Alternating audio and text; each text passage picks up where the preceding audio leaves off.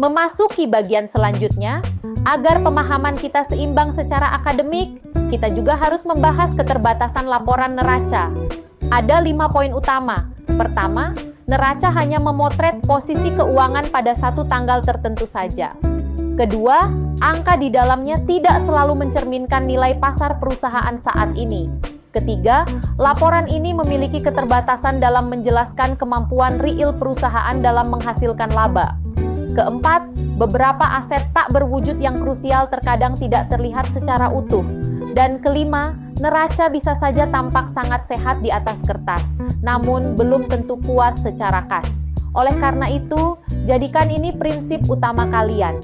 Neraca harus selalu dibaca bersama laporan laba rugi dan laporan arus kas sebagai satu paket informasi yang saling melengkapi.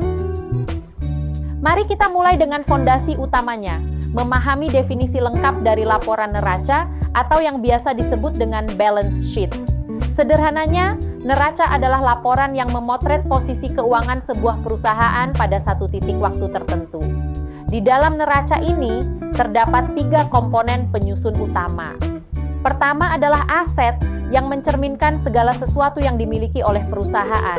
Kedua adalah liabilitas, yaitu seluruh kewajiban atau utang yang menempel pada perusahaan. Dan yang ketiga adalah ekuitas, yaitu hak real dari pemilik perusahaan yang didapat dari selisih antara aset dan liabilitas. Dari ketiga elemen inilah lahir satu rumus dasar yang wajib diingat. Aset sama dengan liabilitas ditambah ekuitas. Di bagian B, kita akan mengenali struktur aset, yaitu segala hal milik perusahaan yang memberikan manfaat ekonomi di masa depan. Aset terbagi 2. Pertama, aset lancar atau current assets. Ini adalah jenis aset yang mudah dicairkan dalam waktu kurang dari 1 tahun, seperti kas, piutang usaha, dan persediaan barang. Kedua, aset tidak lancar atau non-current assets. Ini merupakan aset jangka panjang yang berumur lebih dari 1 tahun. Contohnya adalah tanah, gedung, mesin, serta hak paten. Sebagai gambaran, mari kita lihat komposisi Unilever tahun 2023.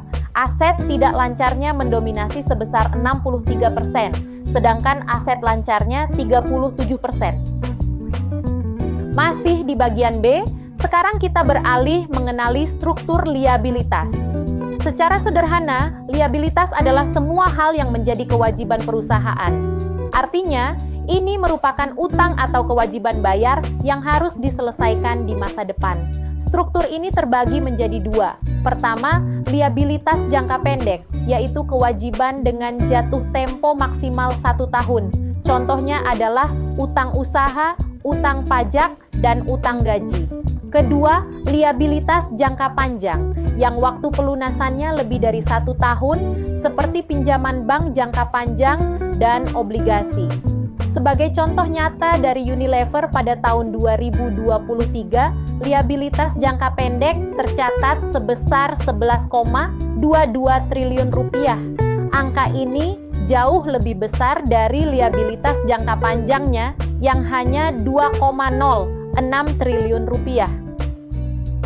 Masih di bagian B, elemen terakhir dari neraca adalah ekuitas. Secara sederhana, ekuitas adalah hak pemilik atas aset setelah dikurangi kewajiban. Inilah bagian yang benar-benar milik sendiri, bukan milik kreditur. Komponen utamanya ada 3. Pertama, modal disetor dari pemegang saham. Kedua, laba ditahan dari tahun-tahun sebelumnya. Dan ketiga, cadangan lain seperti revaluasi aset. Sebagai contoh, pada tahun 2023, total ekuitas Unilever tercatat sebesar 3,38 triliun rupiah. Ekuitas ini sangat krusial sebagai bantalan pelindung. Jika perusahaan merugi, ekuitaslah yang pertama kali menyerap dampak tersebut sebelum risikonya sampai ke kreditur. Masuk ke bagian C, mari kita bahas hubungan antar komponen neraca. Ingat, struktur neraca itu selalu seimbang dengan rumus. Aset sama dengan liabilitas ditambah ekuitas. Artinya, seluruh aset yang dimiliki perusahaan hanya didanai oleh 2 sumber. Pertama, dari pinjaman atau liabilitas, yakni dana eksternal seperti bank.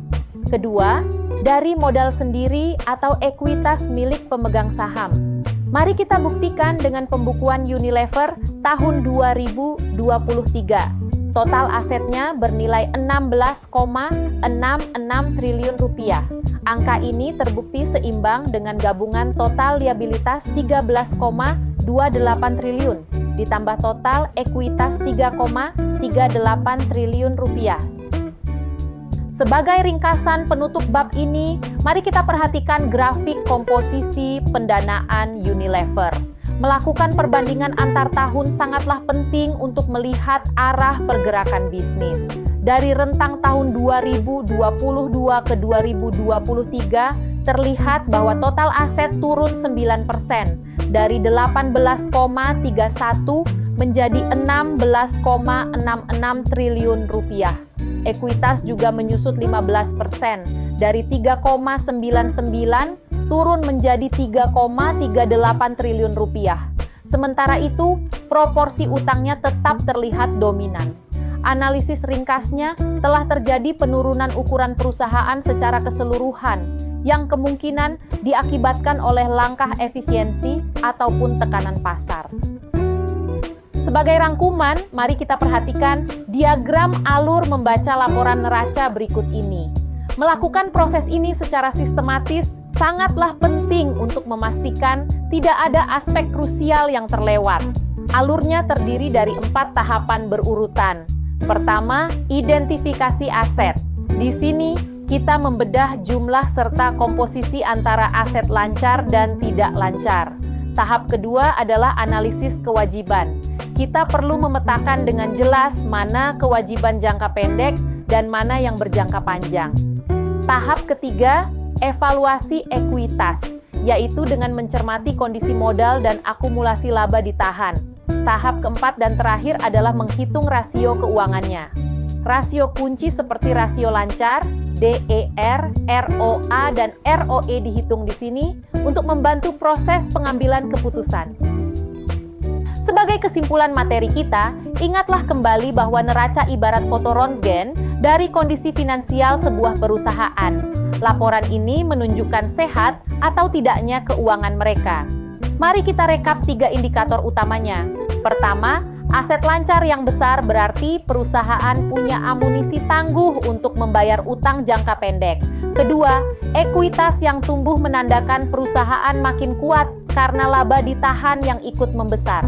Ketiga, waspadai utang yang terlalu besar karena dapat meningkatkan risiko gagal bayar atau default. Sebagai pesan penutup, neraca tidak boleh dibaca sendirian. Laporan ini wajib dibaca bersama laporan laba rugi, laporan arus kas, dan catatan atas laporan keuangan sebagai satu paket informasi utuh yang saling melengkapi.